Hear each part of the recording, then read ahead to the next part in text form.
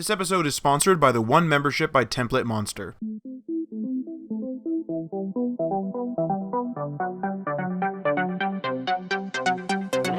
Hello everybody and welcome to the HTML All the Things podcast episode Ice Cube, the thing about WordPress. I'm your host Matt Lawrence and I'm alone today actually. And if you listen to, I believe it was last week's episode, Mike and I, Mike is gone, he's on his honeymoon right now, and so we were supposed to have a whole bunch of banked episodes. He's gone for 4 weeks, and we only had one, and then we recorded one while he was gone, and we just gave that one an episode number, and then all the banked ones, we were supposed to have 3 banked ones, so if you remember, we were supposed to have XXX, XXX2, which I now know the name of, and then XXX, The Return of Xander Cage. That's why they're called episode Vin Diesel, and then the next one's supposed to be Ice Cube, which is this one, and then it's supposed to be Ice Cube and Friends. No. Vin Diesel and Friends. I like how I have to have another explanation about this. This is a web development podcast, and we're sitting here talking about Ice Cube and Vin Diesel and the whole bit. But anyway, this is not actually a banked episode. This is a properly recorded this week and will be published this week episode. I just don't want to give up on the XXX series. So here I am, podcast episode Ice Cube. And let's just move on. So if you've been enjoying the podcast so far and want to support us, there's a couple ways you can do that. You can review us on Apple Podcasts or the podcast platform that you're listening to this on. You can also check us out on Patreon. We only got a couple of tiers, but that $3 tier will give you a shout out in the podcast, and we will share a link to your website in those show notes. And probably the most important one, just tell your friends or anyone else you know that's interested in web development, tell them that we are here and ready to be listened to. And if you or your friend is ready to go another step further, you can come hang out with us in our Discord server. Our Discord server is now well over 200 members. We have a whole bunch of people in there talking about a whole bunch of different things. We even have 3 new moderators in there now to help manage all of the, we had an incident in there, a small incident in there, just some people yelling. So now we have some moderators in there because we have so many people in there, which means that this is a growing, thriving community that requires a police force just like found in Judge Dredd. But anyway, I feel like that's not a selling point. Yeah, everyone come on down to the mega city, which is a Judge Dredd thing, and, be policed by the judges, which are the judge, jury, and executioner, and also Sylvester Stallone. But anyway, we're going to move on from my obsession with movies to my weekly pain point. And my weekly pain point is related to one I've had, I think, a couple of times on the show, and that is growing pains. So I want to be more specific this time, though. So what has happened recently is that what we've noticed, the amount of work has increased on us, of course, because our business is growing, and it's increased, quite significantly. However, the amount of income, where it has increased, hasn't increased proportionally to the amount of work that we're doing. And what I think is happening is we're using old methodologies to manage a completely new workload, which is just inefficient. And I'll just kind of expand on this. I know the weekly pain points are normally short, but since I'm alone, basically what I think is happening is we use separate task software. We use our own customer management.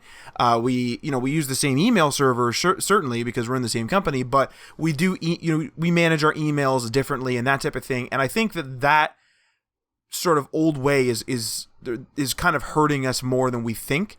And I kind of relate it directly to, and it's the first thing that popped into my mind actually, was actually think about when you go to a new job. So you interview for the job, you're very experienced in it, you know your stuff, you know the environment, et cetera, et cetera, et cetera. But no matter what, when you show up there for the first, week, month, whatever it is, depending on the complexity of your job, you're still that new guy, and you're going to make stupid mistakes. Some of them procedural, some of them are kind of, quote unquote proprietary to the company, where it's just their procedures that they've set forth that aren't an industry standard. And so you're going to make stupid decisions, but every day you're going to get better and better and better until eventually you're no longer the new guy. You're just a fully fledged employee. You know what's going on, what building to go to, whatever it is.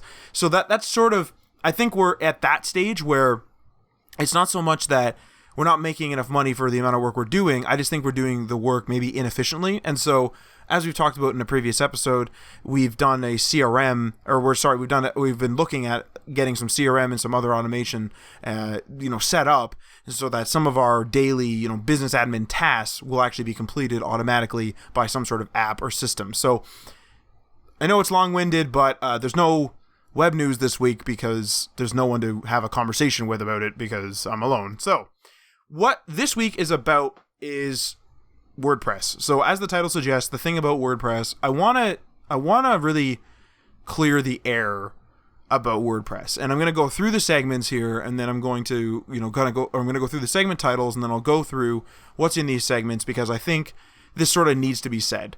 So I have WordPress and introduction, and then I have the thing about WordPress, and then I got clearing the air. And so I really want to go through these things with you because I think this is really important for the listener out there that maybe uses WordPress. So on the show, I don't think that we've been giving WordPress much credit or any sort of warm welcomes. And as far as I know, to my recollection, we haven't really been bashing it. Like, I don't think we've been calling it dumb or anything like that. And, I wouldn't call it dumb right now. I don't think it's a stupid thing. I don't think it's bad to learn it and nothing like that. I think that many longtime listeners would probably get the impression of maybe we're lukewarm to it at the very best. And I kind of want to clear the air here. So I've actually been working with WordPress sparingly over the years, as I've stated several times on the show. However, more recently, I've been working with it on a daily basis. And with that, I want to clear up some things since this is fresh in my mind. Now, I do have a couple of disclaimers. I do want to say that when I say things like, quote unquote, no other app, service, or plugin can do X thing, that's coming from my experience. I didn't scour the web in search of a WordPress alternative to make sure I'm completely accurate. So this is from my experience. And also, I'm talking about WordPress, or the version of WordPress that you download and install from WordPress.org. I believe it's called the self-hosted version. Not the website creation platform, which can be found at WordPress.com. So just a clarification there, because I have never used the WordPress.com iteration of WordPress.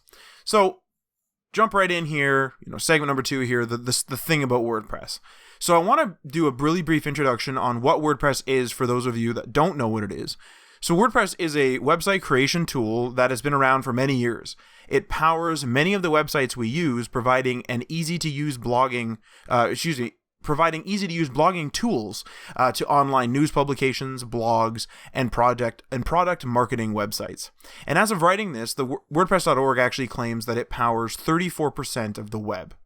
Now, by itself, WordPress is pretty limited, coming with some simple user account management, posts, so like blog post composing and publishing, some pre-installed themes to change up the visuals, etc. This default feature set is expanded upon over tenfold, I'd say, by WordPress's seemingly infinite set of plugins and themes, which are mostly developed by third parties. Now, this is where things get a little messy, and this is oftentimes where things go south for many developers, and this is why a lot of developers won't really use WordPress or they complain about it. So I have a list here, a couple of facts, a couple of things to kind of go through, and then I'll explain myself. So because WordPress has a relatively small default feature set, plugins are almost always needed. And not just some plugins, a lot of plugins are usually needed. Now, oftentimes, this number actually goes, above 20, and that's just for a basic marketing website. But we've actually seen websites that approach, or just go over 50 easily, and sometimes approach or go over 100 plugins. Now, I haven't personally seen a 100 plus plugin website myself, but I do know that they're out there, having seen other people's work and that type of thing. So it's, it can get messy out there. Now, some plugins even have add-ons, which sometimes those add-ons are plugins themselves. And what those do is basically you have a plugin for, let's say, e-commerce, and then you install an add-on to that plugin to expand its capability in some way. And sometimes that add-on is a plugin in and of itself. So there's that whole thing. Now, sometimes the plugin, like the base plugin, has an add-on system that you can, go into the settings of the plugin and add the add-on in of itself. You can do that, but there's no standard here. And so you can kind of see where things start getting a little bit messy here and things start getting a little bit weird. Now, you can load plugins and themes from the included, what I call the app stores. They're not actually an app store, but what it is once you're logged into the WordPress backend, or the WordPress dashboard as it's called, you can literally shop for plugins and themes right in the WordPress dashboard itself, just by scrolling through and just searching, just like an app store. You're searching through plugins, searching through different themes for different, visual aspects, etc., etc. So you can search right in there. However, this isn't required, and you can actually get WordPress plugins from external sources as well. So there's another little bit of a difference, or a little bit of an inconsistency here. Now, there's inconsistencies on where you set up and use plugins even. So it's up to the developer for the most part, and with the WordPress dashboard, you can kind of, there's no standards set in place. So sometimes you click on you go to the plugins screen. So there's a couple of standards, of course, set in where any of your installed plugins are in the plugins window. So you click on the plugins window in the WordPress dashboard, there's all your plugins. Well, some plugins will have a settings button in their listing. Some of them won't have that at all. They'll just have a donate button, and then you have to find the plugin listed on the left-hand side, because there's a vertical nav bar with all your stuff. Then sometimes it's not in there. Sometimes it's hidden in because it's like an add-on for titles, and it only appears when you put headings in or something, and it's all over the place, and there's no consistent. Sometimes there's multiple settings menus, again, because it's set by the developer. Now, I want to just full disclaimer this. I'm not a WordPress plugin developer. I've never made a WordPress plugin other than one really weird one to add a line at the end of one of my files, and it was just because it was easier to do it that way. So, I'm not an expert in here. So if you think that there's more standards put in place than what I'm giving credit to, please reach out to us on social media, because I'm legitimately interested. Okay, but there's problems with that, because you want to go and set something. Well, where is it? Is it in the Pages app, or is it in the default Pages window?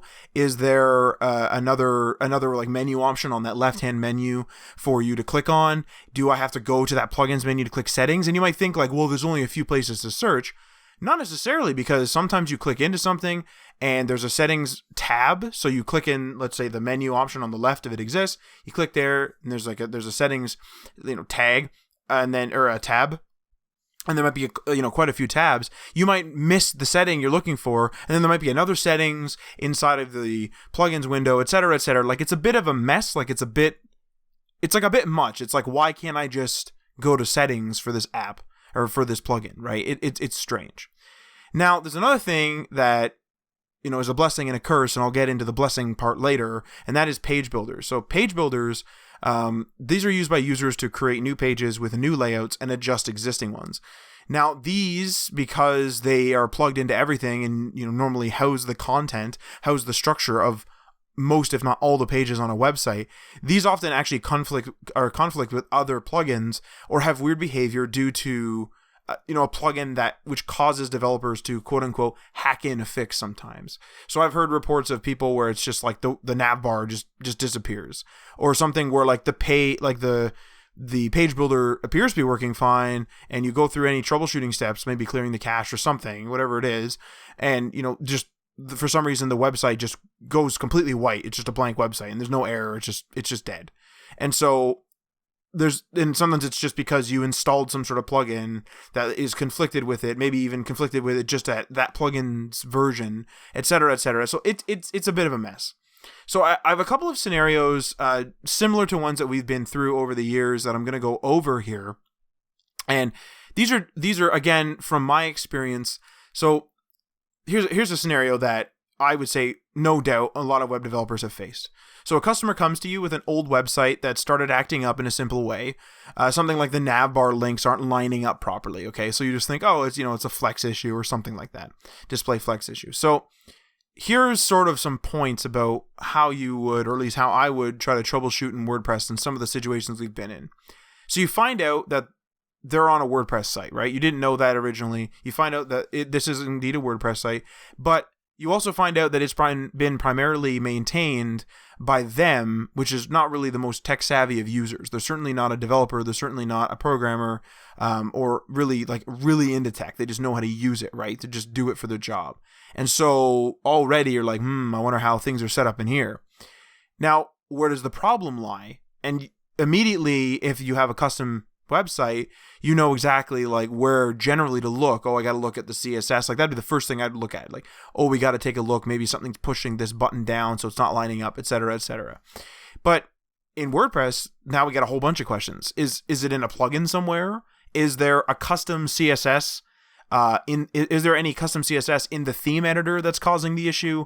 What if there's CSS hidden somewhere in a plugin that they installed for easier custom CSS access? So like something that added a style sheet. What if there's custom CSS, okay, in a plugin that isn't related to CSS? So it's not obviously named like Style Sheets plugin or something. So, but it just has CSS functionality for a related reason, because it like controls the navbar to an extent, but therefore has the custom CSS hidden away in a menu somewhere, and you don't know that. And you might think, well, you just look at the navbar code, sure, but what if someone else didn't find that, and then they added custom CSS in the theme editor, and then someone else added custom CSS on top of that in some sort of other plugin? Like, it is a mess. And this is oftentimes where people get frustrated with WordPress. It's like, where's the problem? Like, it's such a simple thing. And what really sucks is, because WordPress is so versatile, and because it has so many features, and because it can be so many things, it can be a blog, it can be a news site, it could be a video hosting website, it could be a membership site, it can be e-commerce, it can be a web app, depending on what functionality you need out of a web app. It can be a web app of sorts. It can be so many things. It can be an app. There's ways to make your WordPress site into like your mobile app, etc., right? Like your podcast site, your self-hosted podcast site. Some people will use WordPress for that. Like, it can be so many things. And so when something small goes wrong, like my navbar is disappearing, or in this case, it's like my nav items are not lined up properly, the user is going to think this is like, a 2-click fix, when in reality, it's like, where is this CSS going rogue? Like, what's happening here? And so I'm going to kind of go on to the next scenario, because I think it also really plays into this. So here's one here. Here's a scenario that is really, really simple. So you want all the buttons on a website, okay, which are currently red, you want them to be blue instead. Okay, so you go digging through the plugin that makes the buttons appear. So there's some sort of button plugin, and so you go and look in there, and you actually find out that it's set such that it's supposed to make the buttons green. So somewhere along the line, they got turned red, whether that be intentionally or maybe due to a plugin conflict. Like, who knows, right? Maybe a CSS plugin conflict. So what happens?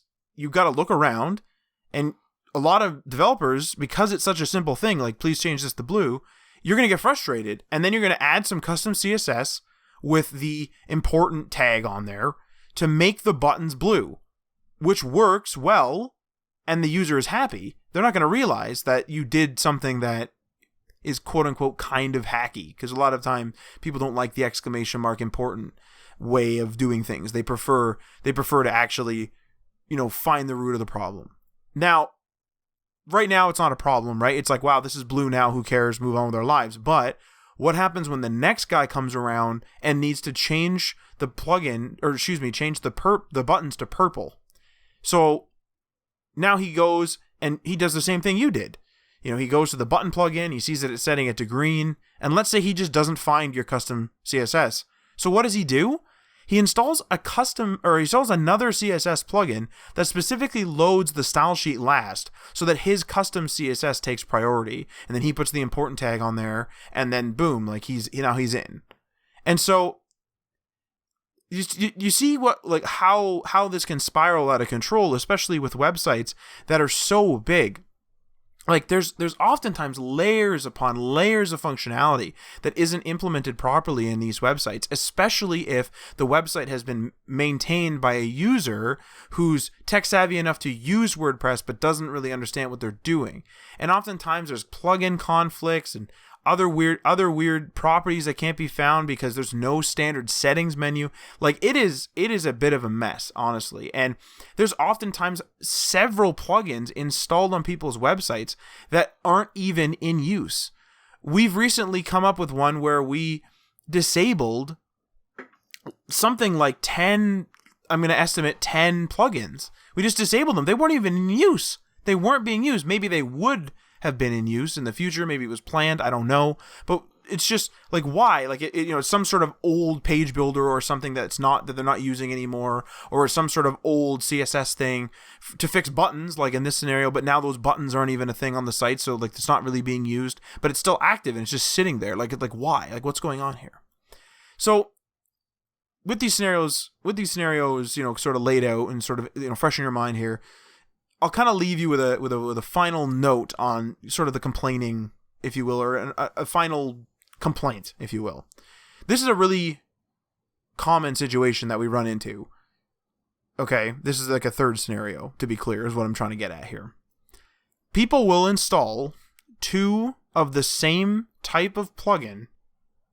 They serve exactly the same purpose, but one has a specific feature they need, and the other one also has another feature. Those features are unique, but 90%, let's say, of the functionality and the features is overlap. They both do the same thing. Now, not only is this messy, because you're like, why do you have 2 SEO plugins? Why do you have 2 button plugins? Like, what's going on here? This can, and often does, introduce plugin conflicts, which can cause a site to crash completely. And, God knows if you're not tech savvy, you might crash it so bad that the WordPress backend, the WordPress dashboard might crash. And then you got a whole problem there. You got to call some sort of developer or someone to help you, maybe your host or something like that. It can also cause performance issues with both plugins, quote unquote, fighting for control over their little piece of the pie, whether it's SEO or whether it's some sort of content, manipulation. They're going to be, quote unquote, fighting for stuff like that. This is the same reason why, like if you I'm taking this from an IT background, but if you look at look from an IT background, you'll see that some people, right, will think, well, I want more security than ever, so I'll have Windows Defender on. I'll download antivirus 1 and I'll download antivirus 2, and now I got 3 antiviruses, and that's really great. But they'll all fight for control over things. So for example, if they're trying to protect the NIC, the network interface card of your computer, you might notice your network interface card is either, stops functioning completely or, is intermittent, and it's because these 2 programs are taking control and trying to implement some sort of security policy on it, and the security policies are incompatible, and the programs themselves are not supposed to be installed together at all. And so it's literally the exact same scenario here, just with a WordPress plugin. People think like people want those unique features, or maybe they just want people want 2 different interfaces. Maybe there's 2 employees that log in and edit, and one likes this, one likes plugin 1, and the other one likes plugin 2. And so they just install both thinking, oh, there's nothing wrong with that. But you might have SEO problems. You can have some serious issues. Sometimes it's fine, to be clear.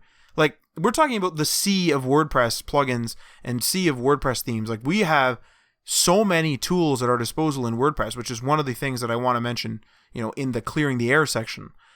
There are so many tools out there that WordPress has that it's incredible, and sometimes they're made to work together. But users going in and just willy-nilly installing plugins, that's no good, and it can cause serious problems, as any web developer who's been exposed to WordPress knows. Now, that's a lot of complaints, and it sounds like it's all woes and problems over in WordPress land because of all these plugin conflicts and that type of thing, and really it is in most standard scenarios that we've come across. I haven't done hundreds. I've done a few. I've probably been through, I'm just going to estimate in my whole life, I've probably been through maybe 10 WordPress sites where I actually have to work on them hardcore, and not just migrate, or we're going to change over to a new system, actually work on them. or use them in some degree. I would say 10 or less, because a lot of our customers actually don't have sites initially, or the sites are sold. We just build them something new. So, just to be clear with my experience here, in my experience, the plugin system is great, but when a user gets a hold of it, or when an inexperienced developer gets a hold of it, it just really gets really out of hand pretty fast. But I want to clear the air here, and this is sort of the important part, or the important segment of this episode, because I just want to set a precedent on what our opinion, or specifically my opinion, is on WordPress is. So all the complaints, concerns and issues aside, there must be a reason, right? There must be a reason why WordPress is so popular.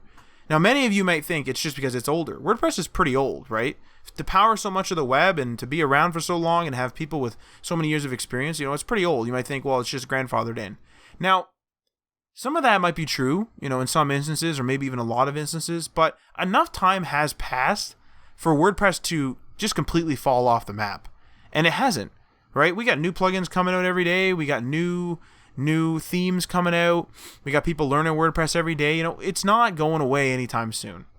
And that's because WordPress is really great, okay, at doing a lot of things. And I'm going to go down a list here, and I'll do my explanation like I normally do. So the first one here is making complex technical implementations accessible to non-technical staff. Prime example of that, real easy, is something as simple as Google SEO, just SEO in general for all the search engines you could imagine. If you tried to explain to a person, okay, I need a blurb, 160 characters, it's for the Google description thing, some people are going to get it right off the hop. But if you've been working with customers for any sort of time, that some people are just going to be straight up confused. However, oftentimes these people are marketers, or they've used computers for a long time, depending on their position, and having an interface there where it just limits their amount of characters they're allowed to put in, and it has suggestions. So it says hey, you typed in this title, and that's a green light, that's a yellow light, that's a good status, that's a bad status, that's a medium status, whatever plugin you're using, whatever status you're getting. If you can have a plugin, right, dictate to somebody as they type, so that they're doing their own trial and error, that's great. They're going to learn how to do keywords. They're going to learn little things, and they may ask you, certainly, but if people can fill out a form, for the most part, they can fill in SEO, like complex SEO, and get rated on it based on whatever results the plugin has. Usually it's like a stack of information they have, or they know, they have programmed in, they know how long the title should be, what keywords we should be hitting, etc., etc., etc., right? They know that. The plugins know that in one way or another. And so you're going to have people that normally would call you every 5 minutes saying, how's that SEO doing? Or I don't understand what you mean. I only have 160 characters. I want to put 200, or I don't understand why it's only 155 characters. Whatever your goal is in terms of your SEO, and I'm just using the description and the title just for simplicity. Whatever the goal is, this plugin's going to steer them right. Generally they'll have text boxes that are limited length.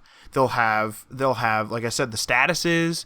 They'll even have tips, you can click on it and they can read about it. If people care about their websites, they will read that stuff. And that's huge for you as the web admin or the web developer, because you're not going to get a phone call. And so that is straight up explaining and making complex technical implementations accessible to non-technical staff. And I only use SEO as an example. There's sky's the limit, really.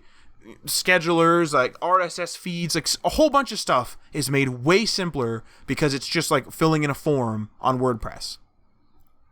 The second thing here, expanding functionality to new heights via plugins and themes. So this one's more general, but what it is it's basically I told you about that default WordPress feature set, very limited, right?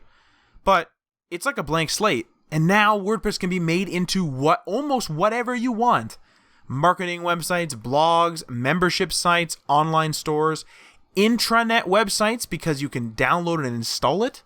So you could make an intranet website on there, so your marketing team could use it as a forum or whatever, right? You can do it with WordPress.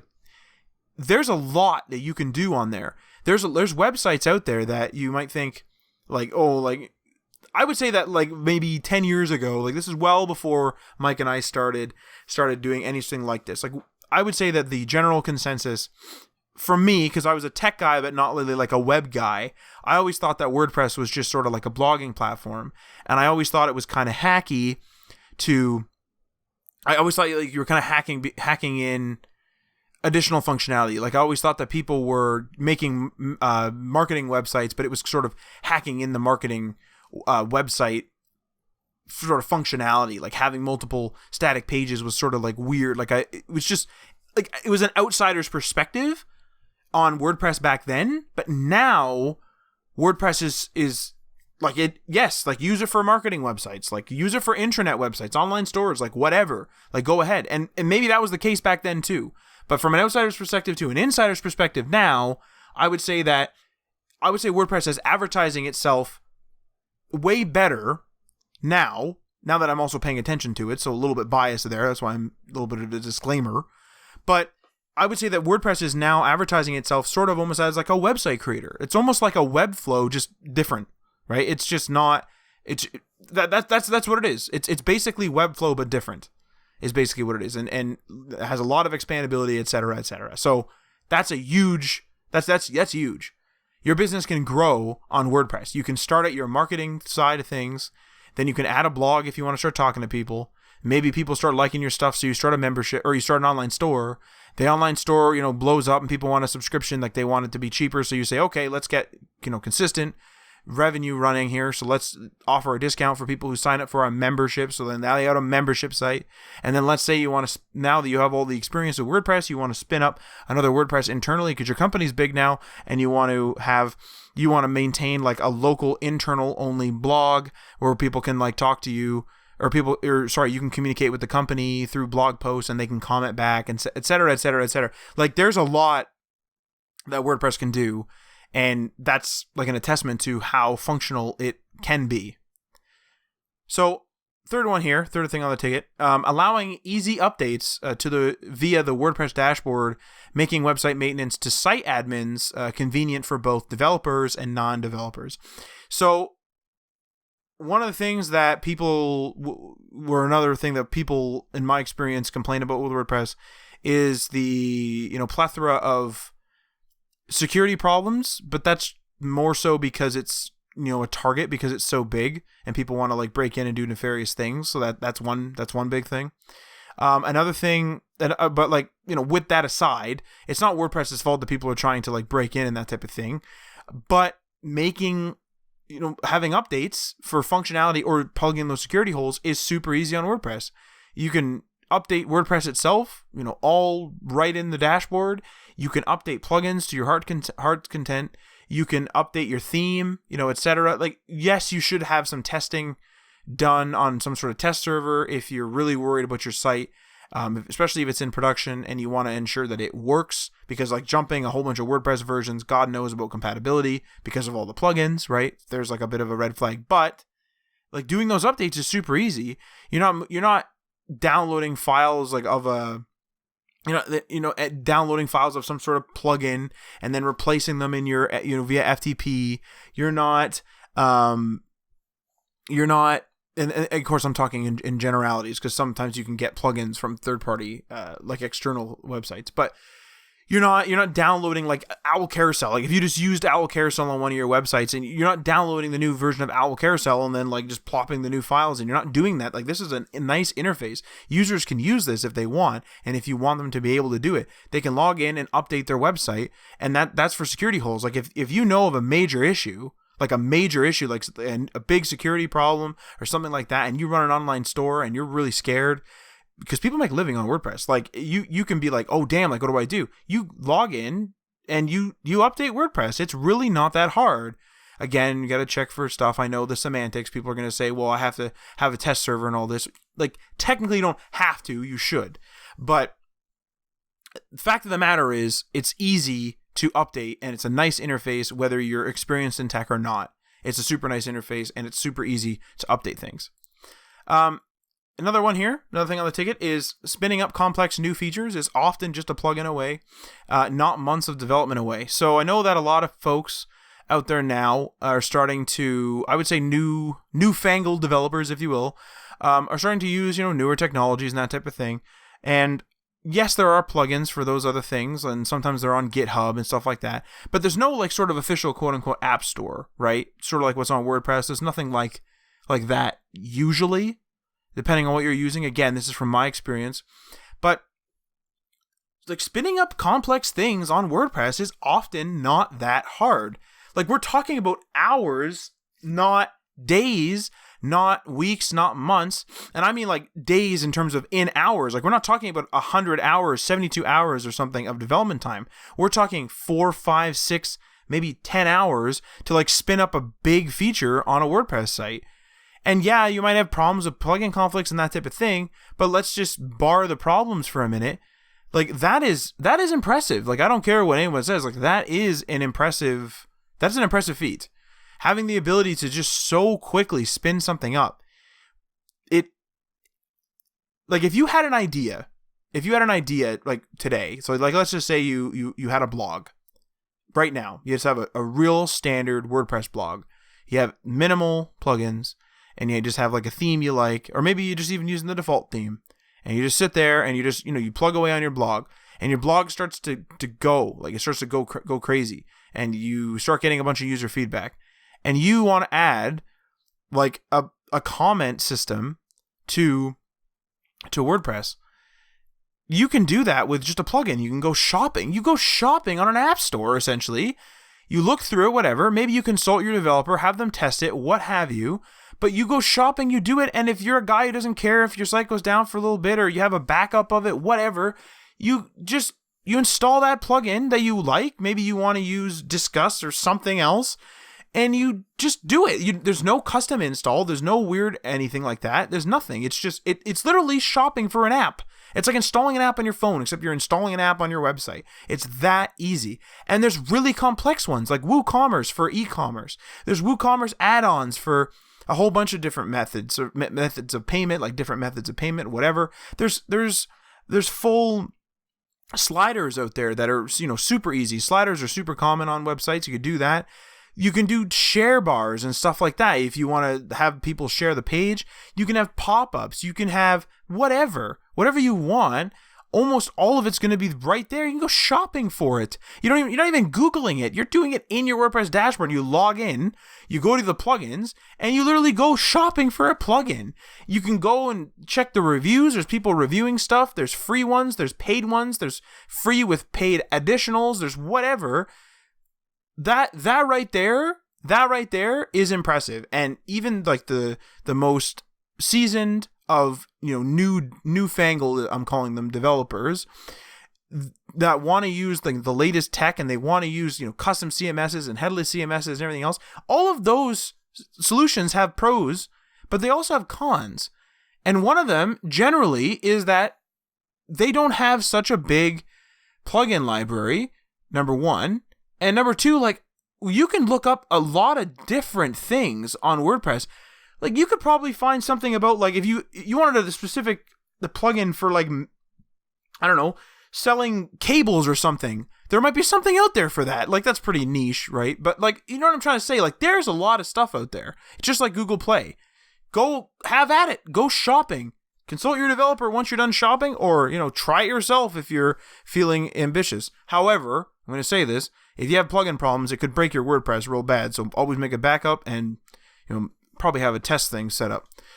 Now, next thing here, and it goes hand in hand with this, not reinventing the wheel. So there is, and I've already said this before, there is a literal marketplace that lets you install plugins and themes on your website that have been thought up before, right? Things that someone has thought up or a bunch of WordPress users have needed, and then a developer comes up with a plugin or a theme for it.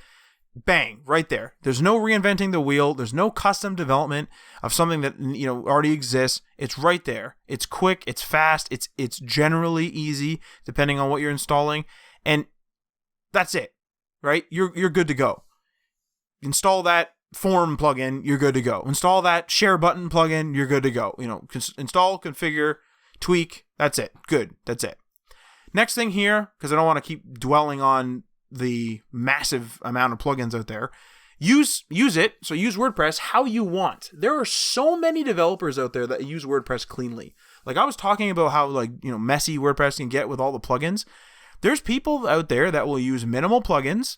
They'll use their own themes and functionalities that they make, that they implement using the WordPress functionality that's there, because there's filters and a whole bunch of other stuff that you can do. And they'll often document their projects well enough to prevent things like redundant plugins or having redundant CSS, stuff like that, or CSS hidden in certain files. Those are good developers, and you can make WordPress pretty clean. Like you can make it nice and fast. It can become bloated very quickly, but so can Windows. You could go through and you could install let's just take a think here. Like let's say you install Word, okay, for your word processing, but then you don't want to use Excel, so you use like the OpenOffice one. But then you're thinking like, oh, I kind of want to make a slideshow, but you don't want to use the OpenOffice version of whatever PowerPoint, and you don't want to use the actual PowerPoint. You want to use like the LibreOffice one or something like that. Like you can really bulk up Windows with just redundant apps, or just garbage, like stuff like, I don't know, camera filters, I'm sure, like photo filters and weird photo editors and stuff like that aren't just like Photoshop or something. Like you can go ham on Windows. You can do the same thing on WordPress. Think about WordPress, actually. Think about WordPress as a website OS. It is a website's operating system. That's a good way of putting it. And you can keep it clean, and just like Windows, you can keep that registry clean and keep it all nice, keep it updated. That's basically its antivirus and stuff, and keep it going good. But if you neglect it, it's going to go to hell, and it's going to, get out of date. Maybe you're going to have some staff member in there that's just installing everything left, right, and center. Doesn't understand that, that plugin already exists, or just likes a certain plugin better. And so he just goes and installs it, even though there's one that already exists that does the same thing.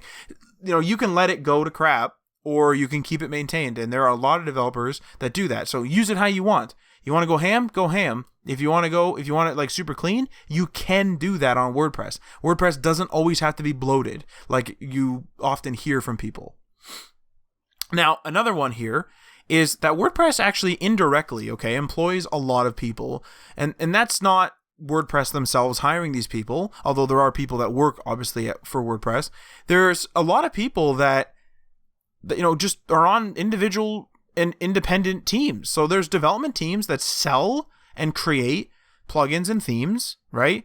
Those guys, they sell the theme, or they make up the themes, they make up the plugins, they see a demand in the WordPress market, and they make something that fulfills that need, and then they sell it. So there's that. And there's also web agencies, right? Web agencies oftentimes want to rapid fire out things. You can, on WordPress, have your own procedure.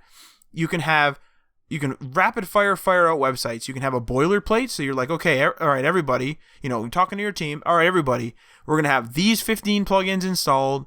This is going to cover most customer needs. And then we're going to build the website for them. And then we'll either leave the boilerplate as it is, which, might have some apps there that aren't used, or we might delete the boilerplate, like whatever.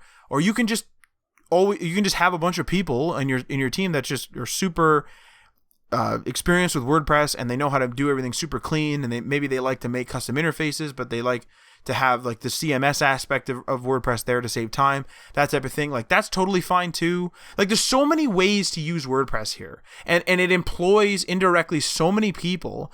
There's so much money in WordPress too. I don't know the numbers, I haven't gone digging, but there's people that are, really, really experienced with WordPress. There's people that pay, a fair bit for themes for WordPress, and there's people obviously that sell those themes. There's a lot there. There's a lot on WordPress's, platform. There's a lot there. And that's one of the big things. It's sort of like how, if you have, let's say, cell phone companies, right? It's hard to break into, or maybe even impossible, God knows, into the cell phone market unless you have apps. And you can't sell phones if you don't have apps, and web developers aren't going to make apps if you don't sell phones. And so you're screwed. You're just stuck in this catch-22, I believe they call it. And what are you going to do? WordPress has all these apps. WordPress has all this stuff. It's ready to rock. And is it messy sometimes? Yeah. Are there problems? Yeah. Is it older? Yeah. But it runs on a lot of hosts. There's hosts out there that do one-click WordPress installs. But if you want to get into the nitty-gritty, you can install it on your own computer. If you have like XAMPP installed in your computer, which is a free tool, you could install WordPress on your own computer and just like mess around with it if you want to play with it. Like, it's so versatile. If you want to go, easy, and I've never used it, if you want to go easy and just have it so that WordPress deals with it all, you can go and just WordPress.com, and there's like a free tier, there's paid tiers, and you can go start a blog right now. You don't even need to do all this other crap that I was talking about. You can go right there. Now, I know this sounds like now I'm just tooting the horn of WordPress. No, WordPress has some problems. I've advised customers away from WordPress. I've advised customers away from WordPress where their WordPress installation is just messed up. And there's still a lot of problems. Like sometimes the simplest of thing, like changing a color, can just take hours upon hours and it's just needless. And stuff like that, right? Those are problems. Those are really legitimate problems. But everything has its own share of problems. Webflow, for example, okay? Webflow has a lot of integrations. It has a lot of things that you can integrate with it. Like you can, for example, use MemberStack, okay, which is a service. You can use MemberStack to make Webflow make your Webflow website into a membership site. Now, I've never used it. I just know about it. But Webflow does not have the functionality that WordPress has. There's far less plugins. There's far less ways to manipulate a Webflow website than there is, on board via plugins and such on WordPress. Like WordPress is sort of like an all-in-one package.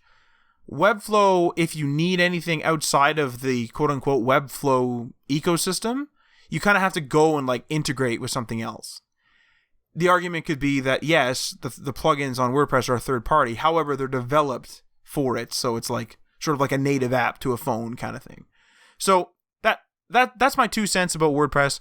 I just want to clear the air there. I don't want to, I felt like the overall impression for especially longtime listeners would be that, we hate WordPress, we don't use it, etc., etc. That's not the case. I think we've even mentioned that, HTMLallthethings.com, the new one that we're working on or will be working on once things settle down a bit, we considered putting that on WordPress. We considered that, and we have one website, I should say, like that's like ours, that's like Digital Dynasties, that is on WordPress actively right now, and we built it on WordPress. And so, WordPress ain't all bad. WordPress has got its problems, certainly, and, there's a lot of alternatives out there to WordPress for great reasons, but there's also a lot of great reasons why WordPress is still here today.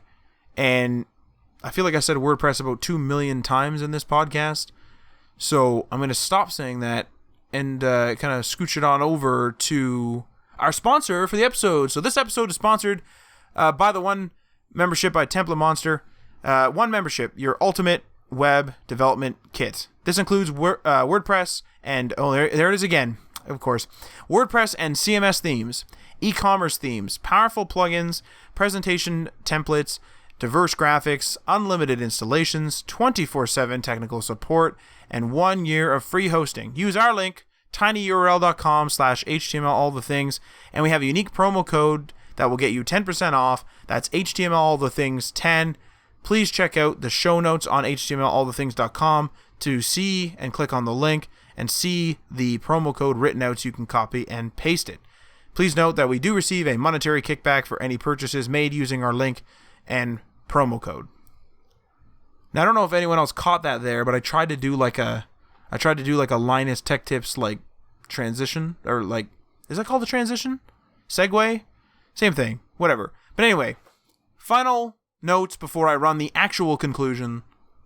Use WordPress if you like it. Use another tool if you like it. Everything has pros and everything has cons. Don't be bashing on each other too much. That's all I have to say. So thank you for listening, and make sure you don't miss an episode by subscribing on the platform of your choice. You can find us on the socials via @HTMLAllTheThings. That's on Facebook and Instagram. You can also follow us on Twitter. That's via @HTMLEverything. We're on Medium. We're also on GitHub. And we're also on that Patreon. That's patreon.com/HTMLAllTheThings. Check out the tiers and give that a go. And many thanks to our $3 tier patrons. Sean from RabbitWorks JavaScript. You can find him at youtube.com/RabbitWorksJavaScript. Garrick from Local Path Computing and Web Design. You can find him at localpathcomputing.com. Craig, a.k.a. Cosworth. Ryan Gatchell from Blue Black Digital. Find him at blueblackdigital.com. Chris from Self-Made Web Designer. Find him at selfmadewebdesigner.com. And Tim from The Web Hacker. You can find him at thewebhacker.com. Feel free to leave a comment or a review on the platform that you are listening to this on. And we are signing off. Or I guess I'm signing off.